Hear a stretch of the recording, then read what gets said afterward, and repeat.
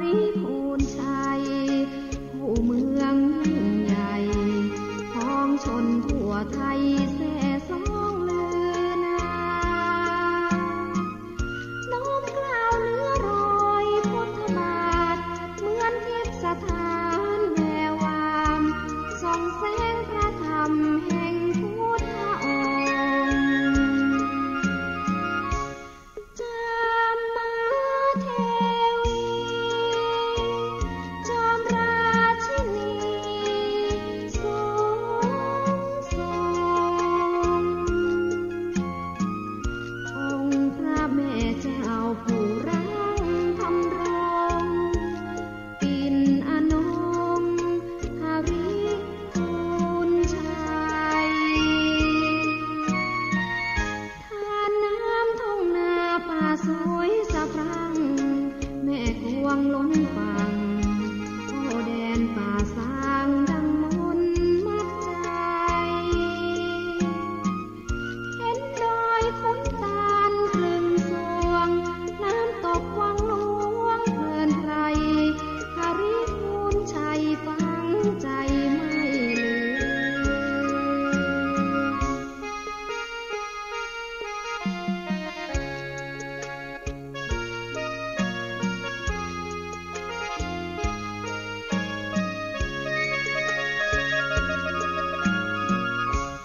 จามมาเทวีจอมราชินีสูงส่งองค์พระแม่เจ้าผู้รังธรรมรงค์ปิ่นอนงค์หฤพูนชัยทานน้ำทุ่งนาป่าสวยสะพรั่งแม่กวงล้นฝั่งโอ้แดนป่าสางดังมนต์มัดใจเห็นดอยขุนตาลครึ่งสวงแถวชมถ้ำหลวงเพลินไพรหฤพูนชัยฟังใจไม่ลื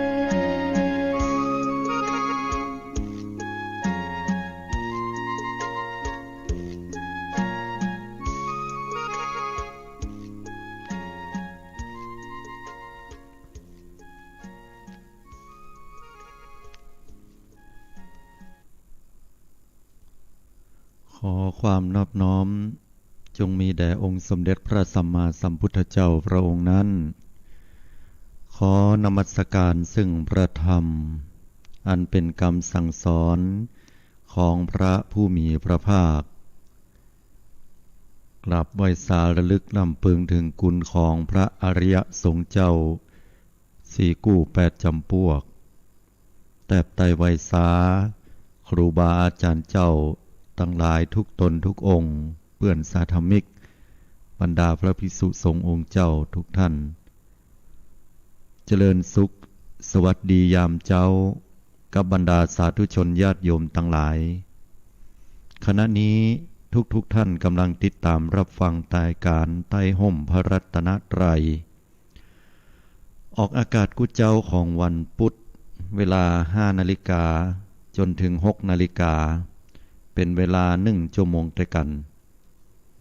ดำเนินรายการโดยอาตมาภาพอนาลโยจากวัดหนองเงือกตำบลแม่แรงอำเภอป่าซางจังหวัดลำพูนโดยที่สาธุชนญาติโยมทุกท่านสามารถติดตามรับฟังรายการได้ทางสถานีวิทยุเพื่อการศึกษาพระพุทธศาสนาและวัฒนธรรมคลื่น FM 104.50 เมกะเฮิรตซ์วัดฝายหินกราบขอบพระคุณในเมตตาธรรมของหลวงพ่อท่านพระครูปริยัติยานุศาสตร์ที่ปรึกษาเจ้าคณะอำเภอเมืองเชียงใหม่ตลอดจนถึงอนุโมทนาขอบคุณกับหลวงพ่อท่านพระครูสมุวิสุวัตวรกิจโจผู้อำนวยการสถานีวิทยุ FM 104.50 เมกะเฮิรตซ์วัดฝายหินตลอดจนถึงสาธุชนญาติโยม ติดตามรับฟังจ้องต่างสถานีวิทยุกระจายเสียงคลื่น FM 90.75 เมกะเฮิรตซ์เสียงป่าสางต้องอนุโมทนาขอบคุณกับคุณโยมรัตดาอินทางามที่ได้เอื้อเฟื้อช่วงเวลาอันเป็นสาระดีๆในวันนี้ตัวและท่านสามารถติดตามรับฟังทางสถานีวิทยุกระจายเสียงทุกคลื่นสถานีที่ทำการกระจายเสียงออกอากาศอยู่ณขณะนี้ต้องขออนุโมทนาขอบคุณกับทางผู้อำนวยการและเจ้าหน้าที่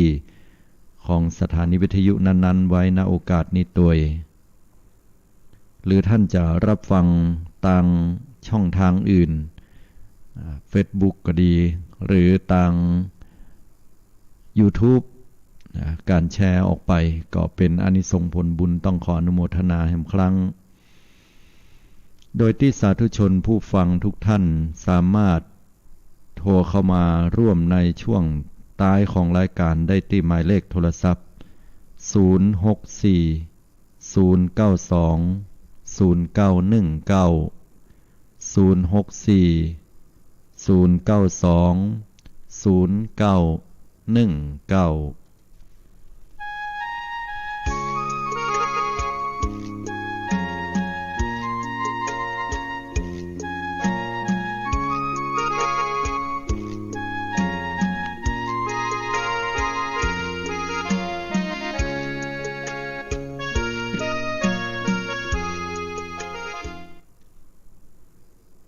สาธุชนญาติโยมทุกท่าน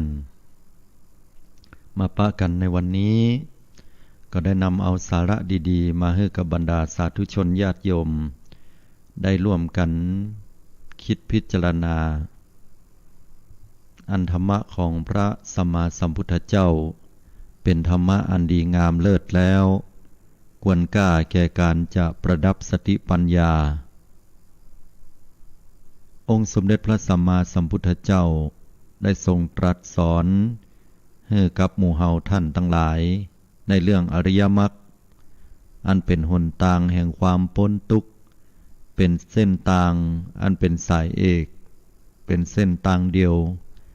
เป็นหนทางที่จะดับทุกข์ในสังสารวัฏเหล่านี้คำว่าการดับทุกข์ก็คือปัญหาทุกๆสิ่งทุกอย่างถ้าหากว่าเฮาได้ดำเนินตามอริยมรรคมีองค์8ประการแล้ว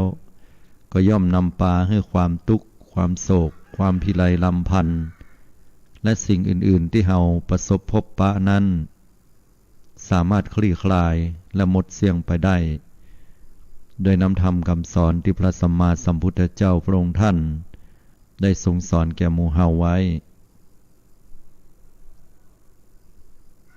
ในอริยมรรคมีองค์8นั้นจะมีกล่าวถึงเรื่องของสัมมาวาจาการเจรจาชอบคือเว้นจากวจีทุจริต4อันได้แก่พูดเท็จ1พูดส่อเสียด1พูดคำหยาบ1และพูดเพ้อเจ้อ1คำว่าพูดเท็จก็คือการอู้จุล่ายหลอกลวงผู้อื่นเป็นเหตุทำให้ผู้อื่นนั้นต้องได้รับความเดือดร้อนเสียประโยชน์และเป็นเหตุทำให้ผู้อื่นนั้นต้องเศร้าโศกเสียใจหรือนำมาซึ่งความบ่ประสงค์ของบุคคลผู้ที่ถูกความกล่าวเท็จหรือว่าอู้เท็จเหล่านั้นก็เป็นเหตุเป็นปัจจัยทำให้คนบ่ได้เชื่อบ่เชื่อในกรรมของตัวเก่าพูดส่อเสียดก็คือการส่อเสียดการว่าย่อว่าหาการทำให้บุคคลผู้อื่นนั้นเกิดความเจ็บแคลงเจ็บใจเกิดความบ่สบายใจเกิดความเดือดร้อนอันนี้พระพุทธเจ้าก็ให้เว้นอู้กรรมหยาบกรรมคายเป็นกรรมด่ากรรมทอกรรมปืนไตร่มผ้าหรือกรรมอื่นใดที่มันเป็นกรรมที่ก่อให้เกิดความแตกแยกก่อให้เกิดความเดือดร้อนพระพุทธองค์ก็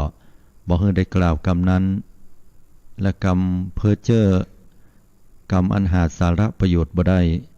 เป็นเหตุเป็นปัจจัยทำให้ความเชื่อถือในกรรมอู้นั้นลดน้อยลง อันนี้4ประการคือพูดเท็จคือจุร้ายหลอกลวงพูดส่อเสียดอู้กรรมหยาบอู้กรรมบ่มีสาระประโยชน์พระพุทธเจ้าเพิ่นให้เว้นนี่เรียกว่าสัมมาวาจาก็คือให้แต่อู้แต่กรรมสัตย์กรรมจริงกรรมอันเป็นมัทุรสอ่อนหวานปิยวาจาเป็นที่ละเมาเอาใจของคนตั้งหลายตึงปวงอันนี้คือกรรมที่พระพุทธองค์ทรงตรัสสอนไว้ทีนี้สาธุชนญาติโยมท่านทั้งหลายในเรื่องของการกล่าวเนี่ยองค์สมเด็จพระสัมมาสัมพุทธเจ้าก็ได้ตรัสสอนให้เฮานั้นได้กลับมาปิกปอกพ่อตัวของเฮาเหมือนกันโดยธรรมชาติของมนุษย์คนเฮาแล้วเนี่ย ก็จะมีอาสวะกิเลสเป็นเรื่องติดตามลำตัวเฮามาเป็นระยะเวลาเนิ่นนานละเพราะว่ากิเลสนั้นก็เป็นธรรมชาติอย่างหนึ่งที่เกิดขึ้นมาแล้วก็โดยความที่เฮาอาศัยความบ่ฮู้เต้าตันก็ทำให้กิเลสเหล่านั้นเบ่งบานที่จิตที่ใจเมื่อมันเกิดการเบ่งบานเกิดการฟูขึ้นเกิดกำเริบขึ้นมันก็บ่ต่างจากการที่เฮากินของแสลงโดยมีโรคภัยไข้เจ็บเป็นเบื้องหน้าเมื่อเกิดการแสลงขึ้นมาแล้วเนี่ยมันจะเกิดความเจ็บปวดรวดร้าวมากมายเหลือเกินแต่ตอนกินตอนบริโภคนะมันลำเหมือนกับเฮาเป็นโรคเกาต์เพิ่นบอกว่าลองไปกินบ่ฮื้อกินลาบมันมีครัวในแต่เฮาบอกว่ากินลาบแล้วมันมีครัวในแล้วมันลำบางคนก็มักแต่เนอนะอย่างที่เป็นของแสลงนะเพิ่นบ่ฮื้อกินก็ลองกินแต่ในที่สุดแล้วก็เจ็บปวดทนทุกข์ทรมานกระทั่งว่าต้องไปหาหมออันนี้ก็เป็นผลของการที่เฮาฝืนใจในอันที่จะต้องปฏิบัติตามกรรมของหมอหรือผู้ฮู้ก็เหมือนกับการที่เฮาได้ระลึกถึงสิ่งต่างๆที่เป็นเรื่องราวที่จะได้กล่าวถึงหรือว่าได้ประสบพบเจอแล้วเฮาก็จะต้องได้อู้ได้จาการปฏิบัติที่พระสัมมาสัมพุทธเจ้าพระองค์ท่านได้สอนหมู่เฮาในเรื่องของความดีและความชั่วต่างๆ เป็นเรื่องที่พระพุทธเจ้าได้ตรัสสอนและก็ยกมาให้หมู่เฮานั้นได้สดับรับฟังกันพุทธองค์ทรงตรัสสอนให้กับหมู่เฮาท่านทั้งหลายได้บอกว่าถ้าหากว่าเป็นความดีของคนอื่นนะพึงกล่าวบ่อยครั้งเพิ่นว่าอย่างนี้นะพุทธเจ้าเพิ่นบอกว่าถ้าเป็นความดีของคนอื่นเขาที่บ่ใช่ความดีของเฮาเนี่ยให้กล่าวถึงบ่อยๆนะกล่าวถึงคนคนนั้นโอ้ดีแตะดีว่าพอแล้วกะนะไปช่วยการช่วยงานบ้านศพบ้านซาก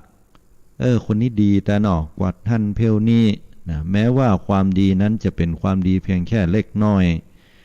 แต่เฮาก็ควรที่จะเอาความดีของคนนั้นคนนี้เนี่ยเอาไปอู้ให้บ่อยครั้งก็จะเป็นเหตุเป็นปัจจัยให้เกิดความชื่นอกชื่นใจในสังคมนั้นๆแม้แต่ว่าเรื่องที่ดีๆเฮานำเข้าสู่บ้านเฮาความดีนั้นเบ่งบานภรรยาลูกเต้าสามีก็มีความชื่นใจแต่เมื่อใดที่เฮานำเอาเรื่องบดีเข้าไปแล้วเนี่ยมันก็จะมีแต่ความทุกข์ใจสังคม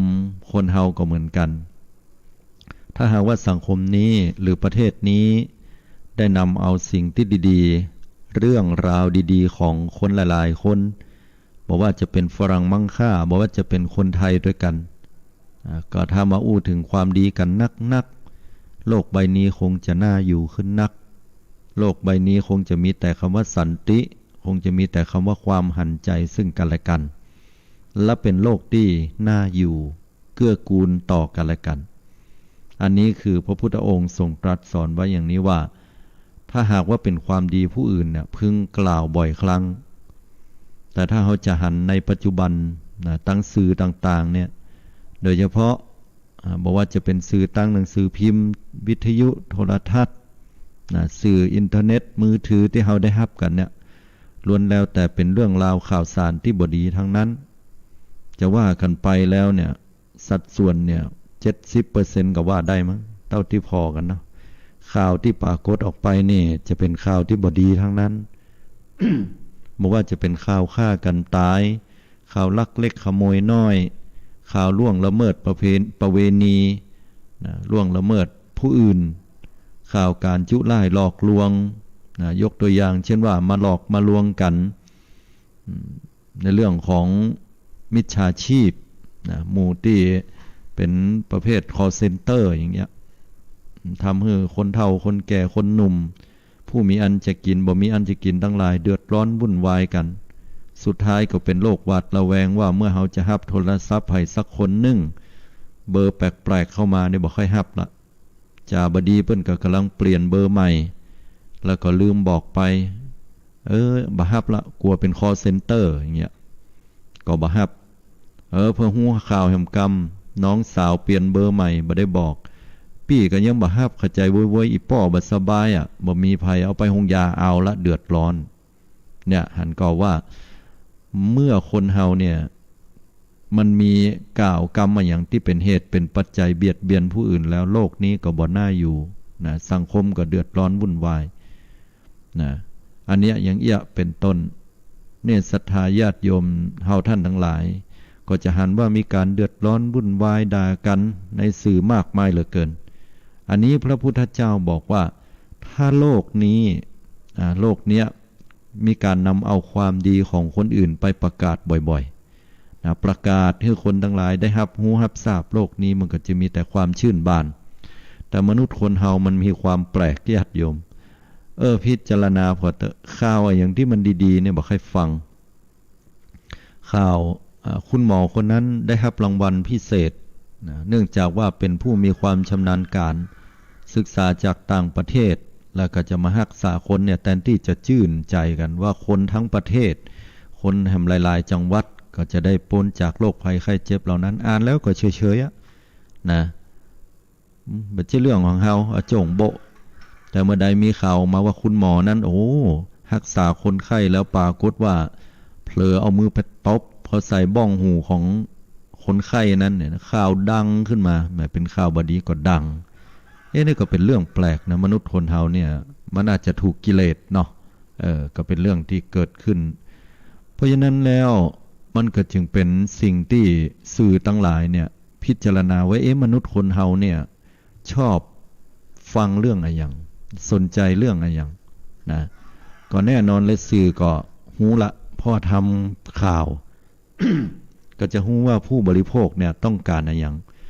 ก็เมื่อหูว่าผู้บริโภคต้องการข่าวที่มันเป็นด้านเชิงลบก็จะต้องนำเสนอข่าวเชิงลบแล้วมันก็จะขายได้ดียิ่งประเดี๋ยวมีการสื่อบางกลุ่มบางแขนงบางประเภทนะที่มีการเต้าข่าวขึ้นมาก็ดีปั้นข่าวเขียนข่าวขึ้นมาก็เป็นเหตุเป็นปัจจัยทำให้ถูกอกถูกใจคนต่างหลายอย่างเงี้ยคนที่ยินดีพอใจเหล่านั้นแต่สื่อก็บ่ใช่ว่าทุกสื่อนะสื่อที่เป็นมีจรรยาบรรณดีๆทำหลายๆสื่อนะทำนักอยู่ก็ได้เสนอข่าวที่เป็นประโยชน์ถึงด้านลบด้านบวกฉะนั้นแล้วเนี่ยอย่างก็ตามที่มันเป็นเรื่องที่บ่ม่วนหรือว่าบ่ดีเนี่ยเฮาก็มักจะสนใจเพราะว่ามันเป็นข่าวที่ทำให้เฮาเนี่ยอยากรู้บ่ต้องอย่างนักญาติโยมทั้งหลายพอเฮาได้เล่าขวัญไผนะไผเล่าขวัญคนนึงอย่างก็อย่างใดก็นะเฮาก็จะเกิดความรู้สึกว่าใครได้ยินได้ฟังนะแต่ถ้าเป็นเรื่องของเฮาแล้วบ่ใครให้ไผได้ยินได้ฟังนะอย่างเงี้ยเป็นต้นก็เนี่ยเป็นเหตุเป็นปัจจัยว่าเมื่อเฮาได้รับข่าวสารอันใดก็ตามนะเรื่องมิจฉาชีพ call center เรื่องเปิ้นฆ่ากันเปิ้นปล้นร้านทองนะไปที่ไหนก็มีแต่โรคโควิดบ่กล้าไปก็เลยกลายเป็นว่าจิตเนี่ยมันตกลงจิตตกลงอยู่ที่ไหนแล้วก็ตามบ่ม่วนอยู่ที่ไหนแล้วเครียดอยู่ที่ไหนแล้วก็บ่อยากปะสังคมนี้อยู่ยากทั้งที่สังคมมันก็อยู่บ่ยากถ้าเฮานำเสนอในสิ่งที่ดีๆให้พ้องสมัยตะก่อนญาติโยมลองสังเกตต่อเฮามักจะบ่ค่อยได้ยินเรื่องราวที่จะมีปัญหาบนท้องถนนหนทางเนี่ยนะบัดเดียวพอมีต่างคนต่างมีสื่อที่จะเผยแพร่ในมือได้คนทุกคนก็มักจะเอาข่าวหรือว่า สิ่งที่ตัวเก่ามีในมือถือหรือกล้องที่รถเนี่ยก็มาเผยแพร่ให้คนทั้งหลายได้หันพอเวลาไปที่ไหนก็ตามประเดี๋ยวบักกล้าลงรถลงลากันนะพอลงเข้าไปแล้วดีบดีเนี่ยไปปะมีดปะพาปะปืนฆ่ากันตายโอ้ลำบากเหลือเกินอันนี้เลยบอกว่าโลกนี้เนี่ยอยู่ยากที่จริงแล้วถ้าคนเฮาเปลี่ยนนะมาปฏิบัติตามคำสอนของพระสัมมาสัมพุทธเจ้าก็คือว่าคนเอาเรื่องที่ดีๆของคนอื่นเนี่ยไปอู้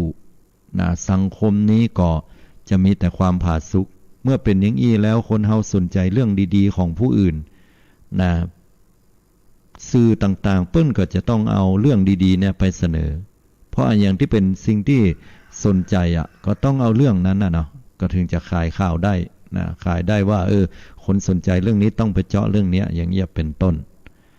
อันนั้นมันก็ขึ้นอยู่กับหมู่เฮาทุกๆคนทุกท่านพุทธองค์บอกว่าข้อที่หนึ่งความดีคนอื่นนั้นพึงกล่าวบ่อยครั้งนี่นะถ้าหากว่าเป็นความดีของตัวเฮาหรอเป็นความดีของตัวเฮาอ่ะพุทธองค์บอกว่าถ้าบ่มีใครถามก็บ่ต้องบอก ความดีของตัวเฮาเนี่ยถ้าบ่มีใครถามพุทธเจ้าบอกว่าบ่ต้องบอกก็ได้นะให้เก็บไว้แต่ถ้าเป็นอุทาหรณ์สอนใจก็บอกลูกหลานได้อย่างนี้นะก็แปลกส่วนนักแล้วที่เฮาได้ยินได้ฟังส่วนนักก็จะได้ยินคนที่เปิ้นอวดตัวเก่าเนาะ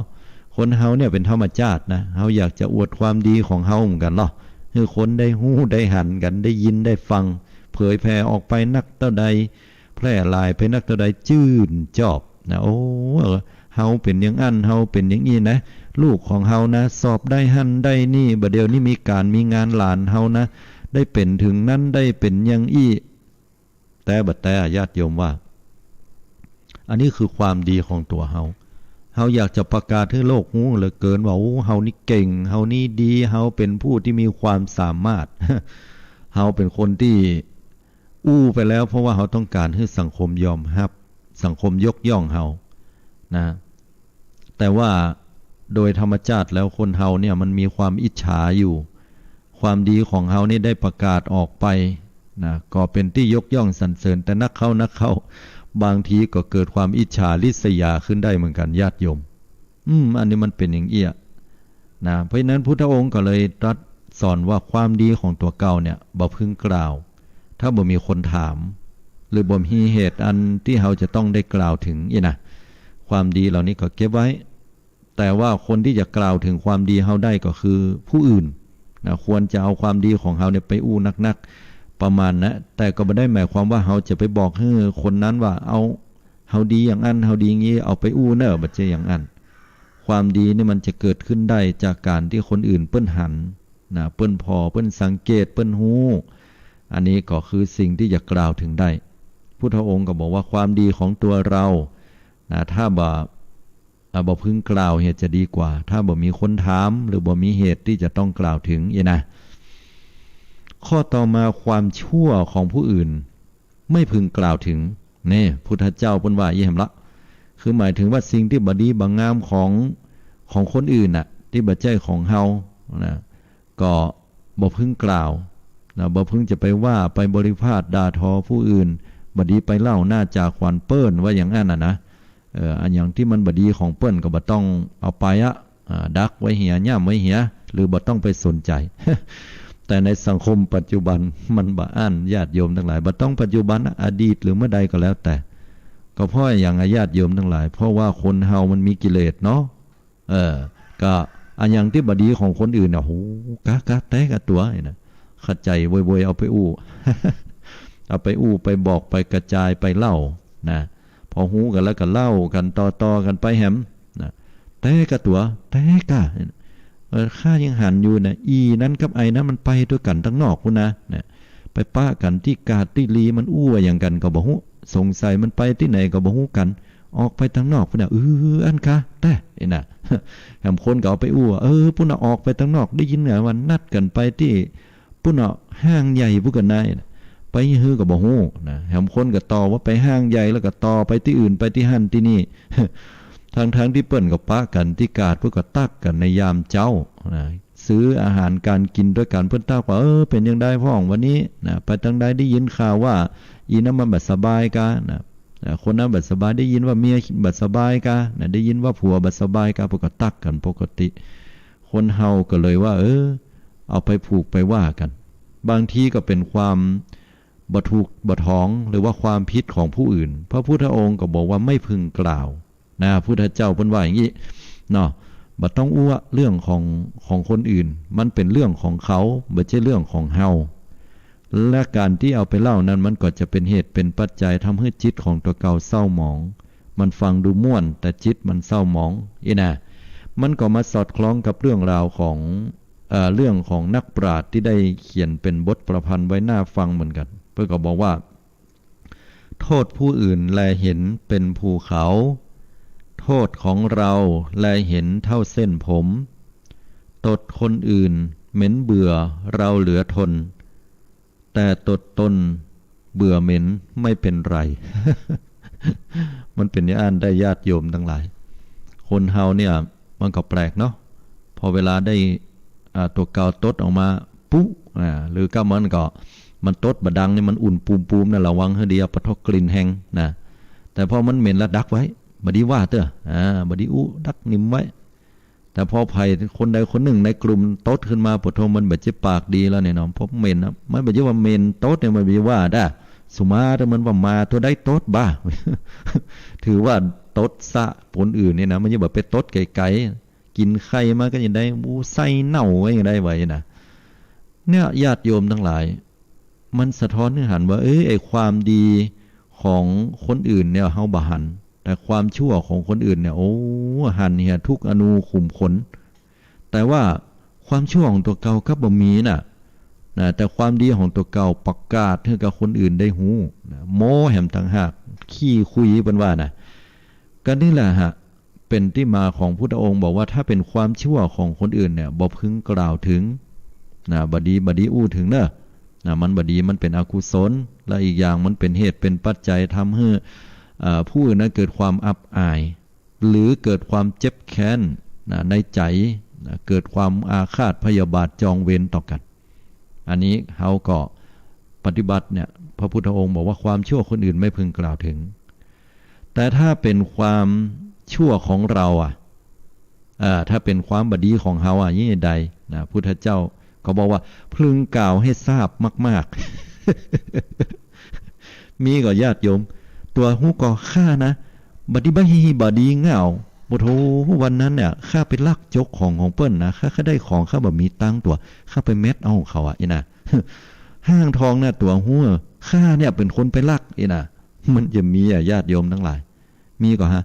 ตัวหูข้านี่บดีเงาเนี่ยไปเล่าคนอื่นไปว่าคือคนอื่นเนี่ยจะมีว่าญาติโยมข้านี่บดีแท้ๆเลยข้ากึดบดีเฮ้ย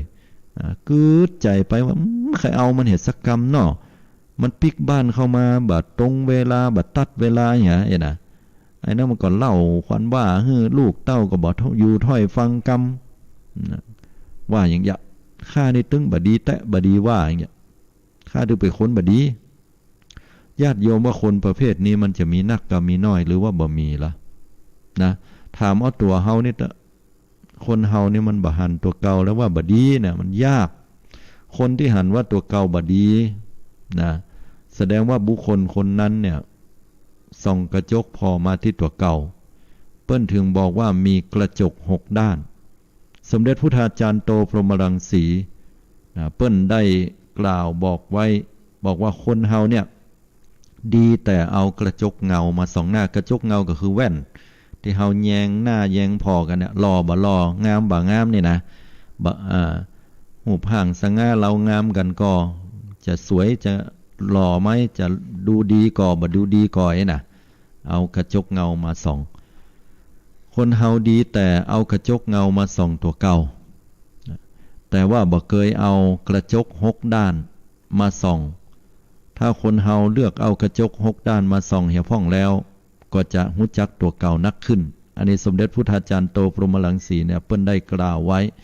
กระจก6ด้านเฮาคงจะเคยนึกถึงรายการหนึ่งสมัยตะก่อนที่มันออกพ อหลังจากที่ลูกหลานเฮาเลิกโรงเรียนหรือว่าตัวเฮาเลิกโรงเรียนพอปิกมาแล้วก็ได้เขาจะได้ยินจิ้วจิ้วจิ้วติ้วติ้วติ้วติ้วนั่นนะรายการนั้นนะแล้วก็จะมีเสียงไม่ยิงคนหนึ่งมาอู้เป็นเสียงเพราะเสียงม่วนนะเปิ้นห้องกระจก6ด้านรายการนี้แต่ความหมายของสมเด็จพุทธาจารย์โตพรหมรังสีเนี่ยรายการ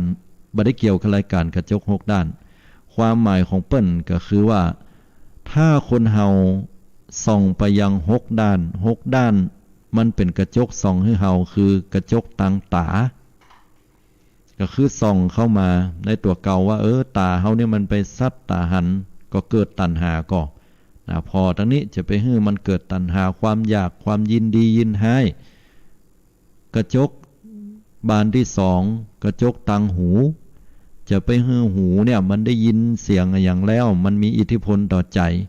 ก็คือยินดีปีดากับมันล้ำไปกำชมกำเยินกำยอกำปอกำปั้นกำใดก็ตามที่เปิ้นเล่าน่าจะควันกำใดที่เปิ้นว่าให้บดิบบดีเนี่ยอันนี้เฮาก็ต้องจะไปให้มันหวั่นไหวให้มีสติอยู่กับมันเปิ้นห้องกระจกบานที่2กระจกบานที่3หูดังกลิ่นสำรวมหูดังความกลิ่นหอมขยากให้กินขได้ราคาแพงโอ้หอมแต่หอมว่าทุเรียนกิโล100ปลายขยากแต่ไอ้น่ะไปซื้อสตางค์บ่มีก็ไปซื้อมันขยากไอ้น่ะมันเฮาคนเฮาบ่จิกลิ่นบ่แจ้นี่อย่างเดียวเนาะสูดกลิ่นโดยมันก็หอมก็ยินดีอันกลิ่นบ่ดีเพิ่นก็ให้ระวังให้สำรวมระวังบ่ไปยินดียินร้ายมันพอได้กลิ่นน้ำเน่าก็เดือดร้อนวุ่นวายกันนี่นะอันนี้กระจกบานหูดังกระจกลิ้นตาหูดังลิ้นกระจกต่างลิ้นนะก็ให้เฮาสำรวมระวังในเรื่องของอาหารจะกินอย่างสักอย่างหนึ่งจะไปมันเอาลำเวลาไปซื้อกาดซื้อเหลียวลำแต่ลำว่าเอาอันเนี้ยเนาะเป็นกันกู้คนอาตมาก็เป็นนะอันอย่างที่มันลำเฮาก็ให้กินน้อยญาติโยมทั้งหลายอันที่มันบ่ลำมาเตื้อเดียวแล้วไปนะแต่หารู้ไหมว่าไอ้ที่ลำเนี่ยเฮาบ่หั่นเปิ้นใส่อย่างนะเปิ้นใส่อย่างพ่องเปิ้นใส่ผงชูรสเท่าใดใส่คะนอคะแนไปเท่าใดน่ะมันเป็นที่มาของปวดหัวเข่า ญาติโยมทั้งหลายมันเป็นอย่างนั้นแต่เรื่องอาหารการกินตมาก็มีอาการเริ่มมีอาการน้อยๆเฮามาคิดว่าเนี่ยพุทธเจ้าเปิ้นว่าให้เฮาเนี่ยมีกระจกส่องมาในเรื่องของลิ้นนะบ่ยินดีบ่ยินร้ายมันบางทีไอ้ความบ่ล้ำน่ะมันอาจจะบ่ได้เสริมแต่งด้วยผงปรุงรสต่างๆนักก็เป็นเหตุเป็นปัจจัยให้ปลอดภัยหรืออาจจะบ่ใส่ตาหูดังแล้วก็ร่างกายกระจกบานต่อมาคือร่างกายของเฮาคำว่าร่างกายในที่นี้คือส่องเข้ามาอย่างไรบ่ใช่ว่าพอตัวเก่าล่อหรือว่างามแต่ส่องมาเมื่อเฮาหันแล้วบ่ยินดีบ่ยินร้ายต่อสภาพของความเย็นความร้อนความอ่อนความแข็งต่างๆแต่ว่าเพียงแค่ให้มันบำบัดเสื้อผืนหนึ่งราคาเป็น 2-3 พันก็มีบางคนแต่กับบางคนเสื้อ199ถามว่าใส่ได้เหมือนกันก็ได้แต่มันบ่ใช่เป็นแบรนด์เนมนะอันที่บ่เป็นแบรนด์เนมก็บ่นิยมอย่างเงี้ยแต่ว่าก็เป็นเหตุทำให้เฮาเดือดร้อนถ้าได้สิ่งที่มันราคาแพงเกินไปนะบ่เข้ากับตัวเฮาหรือว่าผสมเปิงกวนกับฐานะมันก็เป็นทุกข์เนาะเพราะฉะนั้นก็ต้องรู้จักสำรวมระวังนะบ่ยินดีบ่ยินร้ายกับมันเสียไปก็คิดว่าเป็นธรรมดาธรรมชาติแล้วก็จิตใจนะกระจกบานต่อมาคือจิตใจส่องจิตส่องใจเนี่ยสำคัญที่สุดละญาติโยมไผที่ส่องจิตส่องใจตัวเก่าอยู่ตลอดพิจารณาหันความโลภความโกรธความหลงมันมีนักกามันมีน้อยกาบัดเดี๋ยวนี้เฮากำจัดความโลภความโกรธความหลงให้มันเบาบางลงพ่องก่อถ้ามันเบามันบางลงก็ถือว่าดีละแต่ถ้าเมื่อใดมันยังหนายังนักอยู่ก็เพียรพยายามกันต่อไปนะก้อยเป็นก้อยไปอันนี้กระจกบานที่6เนี่ยเปิ้นเฮากระจก6ด้านคนเฮาเนี่ยญาติโยมทั้งหลายถ้าพอตัวเก่าอย่างนี้แล้วเฮาก็จะฮู้นะว่าเฮาจะปรับปรุงแก้ไขตัวเก่าอย่างใดสรุปในวันนี้ที่อาตมานำเอาสัมมาวาจาในส่วนของเรื่องของการใช้คำอู้นะหรือว่าความดีความชั่วเนาะพุทธเจ้าเปิ้นตรัสสอนไว้สรุปเป็นบทว่าถ้าเป็นความดีของคนอื่นเนี่ยพึงกล่าวบ่อยๆบ่อยครั้งถ้าหากว่าเป็นความชั่วของคนอื่น ก็บ่พึงกล่าวถึงเฮียเลยจะดีกว่าถ้าเป็นความดีของตัวเฮานะก็บ่พึงกล่าวให้ไผฮู้ถ้าเปิ้นบ่ถามถ้าเป็นความชั่วของตัวเฮาพึงกล่าวให้นักขึ้นเพื่อเฮาจะได้ปรับปรุงตัวเก่านะคนบางคนเนี่ยญาติโยมทั้งหลายมานั่งกึดว่าอันอย่างน้อยที่เป็นสิ่งบ่ดีของเฮานะแล้วก็มาอู้มาจากันแล้วก็จะได้ปรับปรุงมันก็ไปตัดกับกรรมของนักปราชญ์เปิ้นบอกว่า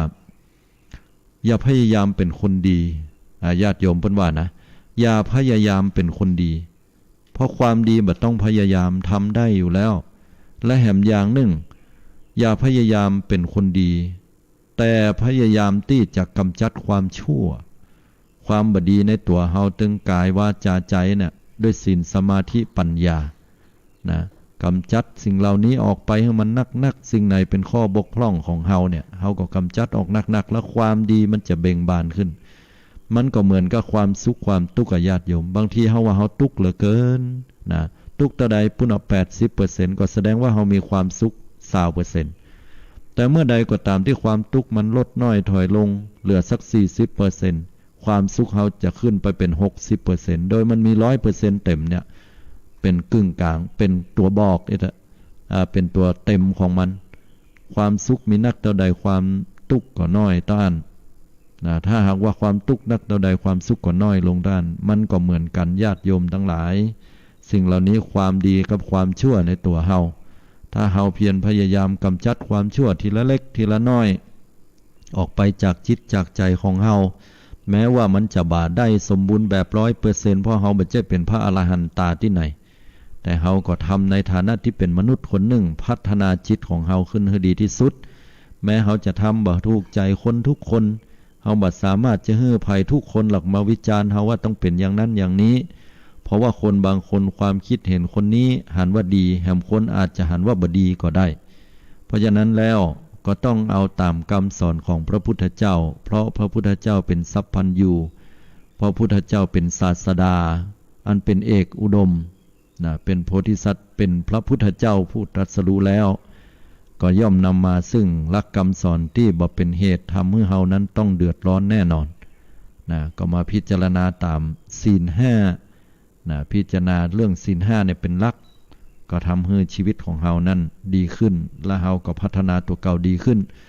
เฮาเป็นคนขี้จมก็เบาลงพัฒนาตัวเก่าให้เป็นคนจมน้อยลงหรือบ่จมนะเฮาเป็นคนขี้ค้านก็ขยันขึ้นนะความดีมันก็เกิดขึ้นเฮาเป็นคนสุรุ่ยสุร่ายไม่มีเงินเก็บก็พยายามเก็บออมใจในสิ่งที่จำเป็นเฮาก็มีเงินเก็บอย่างเงี้ยเป็นต้นนะเฮาเป็นคนที่อู้ในภัยก็บ่เชื่อเฮาอาจจะเป็นคนขี้ลมก็ได้อู้ในก็วงแตกก็แสดงว่าเฮาเป็นคนที่ทำอู้จาส่อเสียดคนอื่นอู้ในภัยก็บ่มีความเชื่อมั่นนะเป็นคนที่อู้ในแล้วบ่มีวาจาศิษย์ก็อาจจะเพราะเฮาจุร้ายหลอกลวงผู้อื่นเป็นต้นอันนี้ก็นำเอามาฝากศรัทธาญาติโยมทั้งหลายนะในหลักคำสอนในวันนี้ก็ทิ้งท้ายไว้ด้วยบทภาษิตของพระสัมมาสัมพุทธเจ้าที่ว่าอัตตนาโจทยัตตานังจงเตือนตนด้วยตนเองนะจงเตือนตนของตนให้พ้นผิดตนเตือนจิตตนได้ใครจะเหมือนตนเตือนตนไม่ได้ใครจะเตือนตนแช่เชือนใครจะเตือนให้ป่วยการบ่มีใครจะเตือนตัวเฮาได้ดีเท่าตัวของเฮาแล้วคนอื่นอู้มาคนอื่นตำหนิคนอื่นเตือนมาถ้าเฮาบ่รับบ่ฟังให้แล้วก็บ่มีความหมายอันใดอันนี้ก็ฝากให้กับหมู่เฮาได้เป็นข้อธรรมะในวันนี้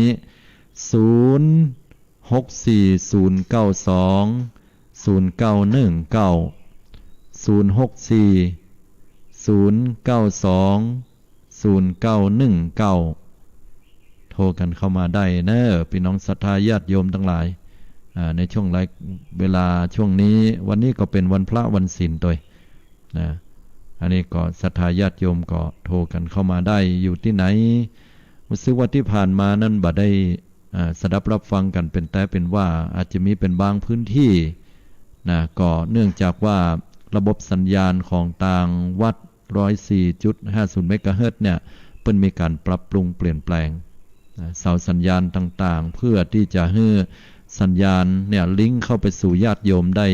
อย่างทั่วถึงหรือนักขึ้นหรือมีสัญญาณที่ชัดเจนขึ้นก็ขออนุโมทนากับทางผู้อำนวยการและก็ศรัทธาญาติโยมคณะผู้บริหารทุกท่านนะที่ได้ขวนขวายเพื่อยังให้104.5อยู่กู้กับหมู่เฮาไปตลอดเนาะ7767ขอเจริญพรโยมมาสการเจ้าแม่บ้านอุโมงค์เน้อบ้านอุโมงค์เนาะเจ้าฟังอยู่เน้อฟังอยู่วันนี้ฟังรายการแล้วตั้งนี้ไปบาขาดแล้วเนาะตั้งนี้ไปคงบาขาดถ้าบ่มีความจำเป็นอย่างแท้ๆเนาะอันนี้ก็พบแนวติดตามรับฟังกันได้ตลอดเนอะทุกๆวันพุธแม่ฟังตลอดนี่คือกำลังใจท่านกำลังใจมีมีคำถามอย่างก่อจ้ามันมีเจ้าฟังอย่างเดียวนี่แหละเจ้ามันนี้มันถึงวันนี้เนาะอนุโมทนาเนอะบุญกรรมบุญจูสาธุด้วยอันนี้จากอุโมงค์เนาะโทรกันเข้ามา064 092 0919นะโทรกันเข้ามาคราวที่แล้วนะก็ปุ่นไปลงแถวเสมิงเชียงใหม่ปุ่นเนาะฟังพออู้จากันเป็นว่าพี่น้องเจ้าไตลื้อนะตั้งแถวบ้านแม่ซับเหนือก็ไปปุ่นก็มีบางเตื้อก็ไปแถวลำปางสัญญาณก็ไกลเหมือนกันไปแถวลำปางอำเภอแจ้ห่มปุ่นไปไก่เนาะอนุโมทนาบางเตื้อก็ไปปุ่นปะตี้แม่ขจารเชียงไฮ้นะหรือบางเตื้อก็ไปตังฝางไปตังแม่อายสัญญาณก็ไปกว้างไกลเนาะอยู่ตังในตัวเมืองตังเชียงใหม่ละปูนก็น่าจะฟังได้เป็นอย่างดี9200เดี๋ยวขออนุญาตรับสายเนาะเจริญพรโยมพระอาจารย์พระอาจารย์โทรมาจากตังใดเนี่ยคำปันเมื่อเราสันปิงเจ้าแม่คำปันบ้านเราสันปิงบ่ได้ปะฟังกันเมินเนาะแม่ก็บ่ได้ฟังแม่บ่ได้ฟังบ่เป็นได้สบายดีจ้าสบายดีจ้าสบายดีกว่าดีใจได้ฟังรายการก็มุ่นงานสันเล่าอยู่เนาะจ้าฟังพระอาจารย์นะม่วนเอาม่วนใจฟังธรรมของพุทธเจ้าในตึงละเมาเอาใจโยมเอ้ยมีคำถามก็จะห้ามถามยืมตังค์บ่มีตังค์ให้ยืมว่าเล่นเนอะอนุโมทนาขอบคุณจัดนักเนอะที่ได้โทรเข้ามาเนาะสาธุบุญกรรมบุญจูก็อู้ให้โยมได้อันคลายความตึงเครียดนะม่วนงานกันพ่องตักตายกันไปโทรเข้ามาใหม่โทรบางสายที่หลุดไปต้องขออภัย0640920919เนาะโทรมาจากทางใดก็ช่วยบอกด้วยนะ3040เจริญพรโยมกรรมสการท่านอาจารย์เจ้าฟังอยู่เนออันนี้โทรมาจากทางใดจ้าจากปะตึงหลวงปู่ล่าเจ้าปะตึงหลวงปู่ล่าแม่อ่อนเนาะเจ้าฟังตลอดประเวณีของเปิ้นปีนี้มีก่อครับกราบนมัสการเนอะจะไปละกะเจ้ากำลังใจเลยเจ้าสาธุเจ้ามาเร็วเคลมเร็วจ้ะบ่ได้ถามจะกับ6243เจริญพรขอท่านนมัสการเจ้าแม่ฟังอยู่ในเจ้าจากไหนจ้าโพธารามเจ้าโพธารามเนาะศรีโพธารามอนุโมทนาอันขอโทษแต่เอาโทรศัพท์เข้าใกล้ๆแหมน้อยนึงบ่ค่อยได้ยินฟังวันนี้ได้แนวคิดแง่คิดอย่างพ่องจ้าถ้าเราได้ฟังแล้วมันถึงดีหมดแล้วเจ้ามันดีหมดเจ้าบัดดีนี่บ่มีเนาะมันมีเจ้ามันต้องดีเจ้าเพราะว่าเอาเท่าแล้วเนาะเอาเท่าละก็เลยฟังเอาธรรมะเป็นที่เปิ้งว้าวไม่ถึงบอกไปว่าอย่างไรเนาะประเดี๋ยวเราต้องคุมตัวเราให้ได้เพราะเขาเข้าแล้วแม่เนาะการพิจารณาถึงความแก่เนี่ยมันก็เป็นกรรมฐานอย่างหนึ่งนะโยมว่าบัดเดี๋ยวเนี่ยกูเท่าแล้วเนาะเฮาเท่าแล้วเนาะเฮาจะไปว่าดีว่าให้คนอื่นน่ะว่าดีนี่ได้แต่ให้เนี่ยเฮาไปว่าคนอื่นมันบ่ดีเนาะมันก็จะบ่เป็นที่นับหน้าถือตาของลูกของหลานให้เหมาะอย่า เขาจะว่าคนเฒ่านี่ขี้เหล้าอย่าเขาว่าเหมาะมันก็บ่ดีได้อันนี้ดีที่ได้สำรวมระวังกันโดยธรรมของพุทธเจ้าเนาะสาธุอนุโมทนาเนอบุญกรรมบุญจูเนอสาธุอันนี้ก็ได้ฟังกันมาโดยตลอดเนาะโทรเข้ามากันได้เนอวันนี้0640920919อนุโมทนากันตัวเนาะก็ฟังกันหลายๆตนหลายๆองค์เนอศรัทธาญาติโยมนะอาตมาก็บ่ได้เอากรรมยองมาอู้ให้ศรัทธาญาติโยมแต่ว่าท่านตุลุงยองนะท่านพระครูชัยวัฒน์เนี่ยอันนี้เปิ้นก็ได้อู้ยองอันนี้ติดตามเปิ้นเนอรับฟังเปิ้นโดยตลอดจะดีญาติโยมทั้งหลายจัดอยู่ตลอดนะวัดดอยน้อยเนาะพระธาตุดอยน้อยนี่ก็เปิ้นก็อยู่ตั้งดอยหล่อนี่อันนี้โดยตลอดก็ฟังเป็นภาษายองกันก็รู้สึกว่าคนจะฟังกันนักนะธรรมาว่าก็เป็นการอนุรักษ์รักษาที่ดีแล้วก็แถมอย่างหนึ่งเนี่ยได้ความรู้เป็นอย่างดีเลยก็ขออนุโมทนาตัวเนาะอันนี้ก็ต่อไปก็จะเป็นหลวงพ่อพระครูวิสิตศิลาภรณ์เขาก็ฟังแหมฟังหลายๆตนนะครูบาอาจารย์เพิ่นก็มีธรรมะดีๆไปแตกต่างกันเปิ้นจะเอาเรื่องอะไรยังมาอู้พ่องบางเตื้อก็เป็นประเพณีวัฒนธรรมที่น่าศึกษาเรียนรู้บางตนก็เอาเรื่องของธรรมพื้นเมืองนะชาดกต่างๆอย่างก็ตามที่มันสนใจให้เฮาเนี่ยทำดีละเว้นความชั่วทำจิตใจให้ผ่องใสเฮาก็ฟังกันได้นะเงียบหายไปละดักไป0640920919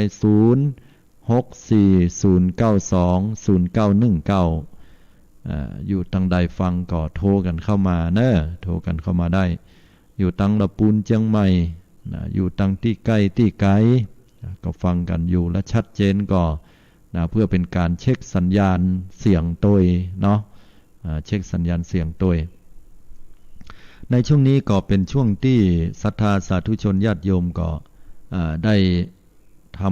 ทำบุญสร้างกุศลกันเนาะแล้วก็จะเป็นช่วงของการส่งน้ำพระธาตุนะบางที่นะก็อย่างจังหวัดละปูนนี่ก็วัดพระธาตุหลวงละปูนก่อนเนี่ยก็เริ่มต้นตั้งแต่เดือน8เพ็งมาก็ไล่กันมาตามลำดับเนาะบางวัดนี่เปิ้นก็ก่อนหน้านั้นก็มีนะตามสะดวกเพราะว่ายุคโควิดนะแล้วก็มาสิ้นสุดกันแต่เนี่ยโดยความนิยมเนี่ยก็จะประมาณเดือน9ดับนะเดือน9ดับนี่ก็เป็น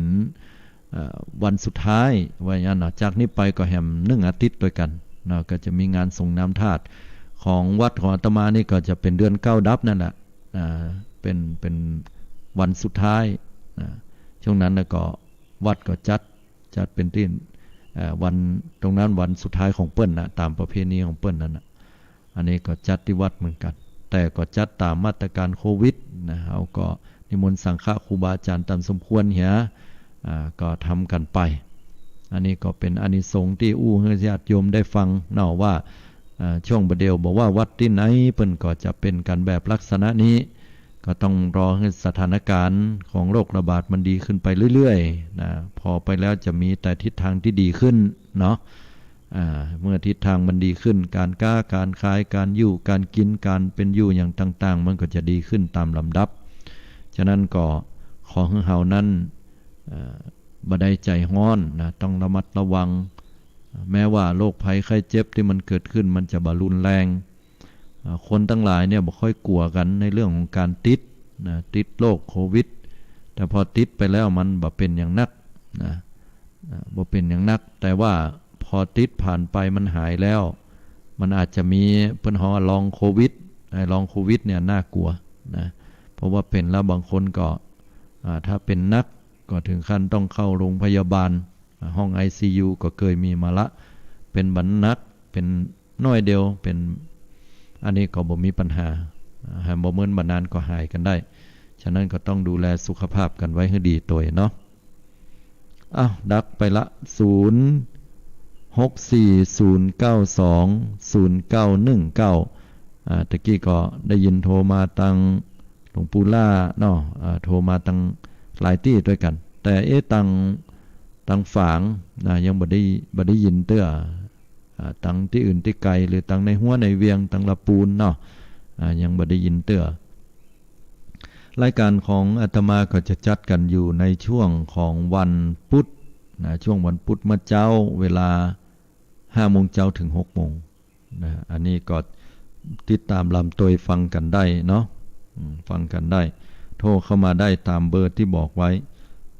และติดตามในช่องทางต่างๆนะช่องทางต่างๆทาง YouTube ก็ได้ญาติโยมก็พิมพ์คำว่าไตรร่มพระรัตนตรัย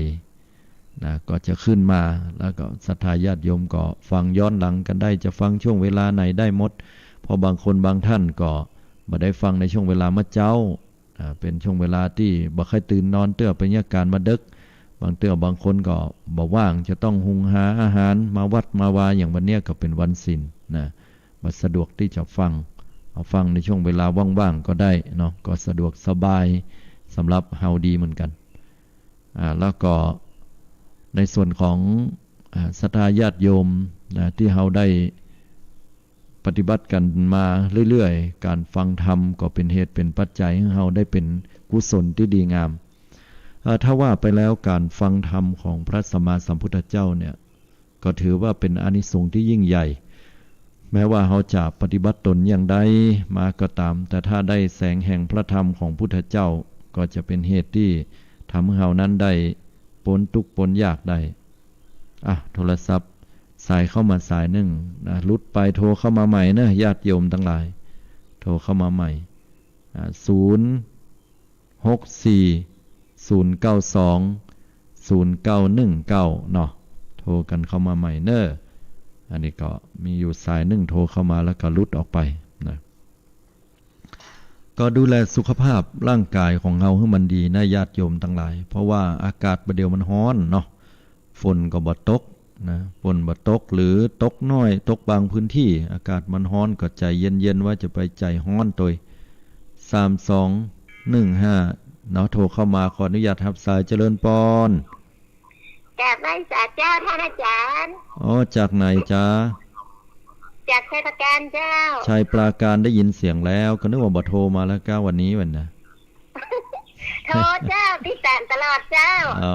ดีใจละดีใจเป็นได้สัญญาณทางปุ้นชัดเจนก่อเจ้าชัดเจนดีเจ้าดีแล้วเนาะก็ถือว่าเป็นอานิสงส์วันนี้ได้ฟังธรรมแล้วได้แนวคิดความคิดอย่างพ่องจ้าหลายอย่างเจ้ามีหลายอย่างหลายปลายเจ้าการที่กล่าวอย่างเรื่องว่าคือกันเล่าขวัญกันเก็บกำนั้นมาใส่กำนี้กันหลายอย่างแม่นก็คิดจะดีแล้วท่านอาจารย์แม่นคือมันจะเป็นของอาตมานะโยมธรรมนี่เป็นของพุทธเจ้าอาตมาก็เพียงแค่ยึดยกมากล่าวเอกะได้ฟังธรรมของพุทธเจ้าพุทธองค์เพิ่นบอกว่าอย่างอี้เนอะถ้าเฮาปฏิบัติอย่างอี้แล้วจะเจริญเพิ่นว่านะถ้าเฮาบ่ได้ปฏิบัติมันก็จะเสื่อมว่าอย่างนั้นน่ะเนาะเจ้าที่จริงก็ดีนะเนาะแม่นดีว่ากันไปก็ว่ากันมาเก็บกำหั่นมาใส่กำนี่หูหั่นไปนี่ในสิ่งที่ดีดีกว่าโยมแม่นความจริงแท้ๆเลยแม่นเฮาเอาสิ่งที่ดีๆมาอู้กะอย่างพุทธเจ้าเพิ่นบอกถ้าเป็นความดีของผู้อื่นนะควรกล่าวให้มากนะเพิ่นว่านะเฮาก็มาอู้กันว่าอย่างอันนี้คนนั้นคนนี้เพิ่นนั้นมันก็จะทำให้สังคมน่าอยู่เนาะเจ้าโชคดีเนอะที่ได้โทรเข้ามาเป็นกำลังใจให้กันเจ้าไว้สาเจ้าเจริญพรอยู่ดีมีสุขเจ้าอันนี้จากชัยปราการไกลเนาะพี่น้องศรัทธาญาติโยมก็ถือว่าได้มาโทรเข้ามาในรายการอยู่ตลอดเนาะช่วงตายของรายการศรัทธาญาติโยมเหลือเวลาอยู่นะโทรเข้ามามาจากกันได้0640920919นะก็เหลือเวลาอยู่นะสัก6 นาที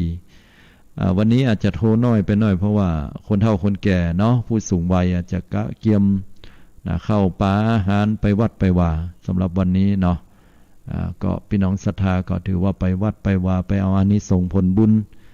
เวลาเราไปถึงวัดถึงวาไปอู้ไปจากันก็เอาแต่สิ่งที่ดีๆอู้จากันก็เป็นการทำให้จิตใจเราผ่องใสสบายนะอันนี้ก็กล่าวธรรมสากัจฉาเพิ่นว่า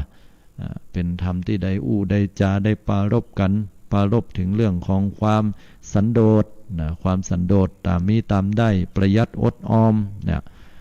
ปรารภในเรื่องของความเพียรก็คือความอดทนความขยัน นะโอ้บัดเดียวเศรษฐกิจบัดดีก็ต้องขยันหมั่นเพียรขึ้นเนาะอีล่าเนี่ยล่างบ่ล่างจะได้ออกจากโรงงานเหี่ยก็หุ่นนี้เปิ้นได้ยินว่าเปิ้นจะยุบโรงงานเหี่ยละอีน่ะเดี๋ยวนี้แม่มันก็จะต้องมาช่วยกันขายขนมฮะเมาะช่วยกันเนี่ยนะอันนี้มันเป็นคำอู้ที่ควรจะกล่าวถึงนะอันไหนที่เป็นความเศร้าโศกเสียใจเฮาปลอบใจเปิ้นว่าบ่เป็นหยังเนาะโรคนี้มันเป็นแล้วมันก็หายได้แต่มันบ่หายน่ะมันก็อยู่ไปได้ยาวให้มึนอยู่นะคือกำลังใจกันแม้ว่าโรคบางโรคมันบ่หายเฮาก็ควรที่จะให้กำลังใจเปิ้นบ่ใช่ไปตัดพอต่อว่าเป็นน้อยเดียวล่ะนี่ไปจนเปิ้นใจหายใจคว่ำนะมันถึงบ่รอดตายแน่มันก็ลำหายไปได้ถึงแม้ว่าโรคนั้นบ่หายเปิ้นก็ยังมีความหวังเฮาก็ให้ความหวังจากันไปหายกะ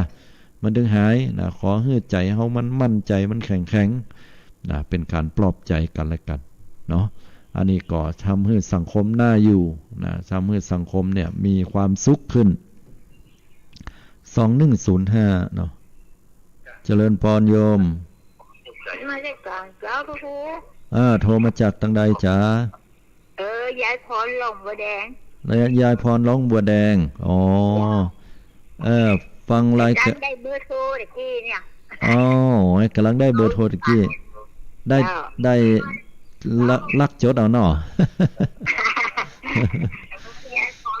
ฟังละม่วนก็ก็ฟังนะจ๊ะนี่นะจ๊ะฟังกูเจ้ากูจุดกูฟังไปเนาะม่วนใจดีมีเวลาฟังก็ฟัง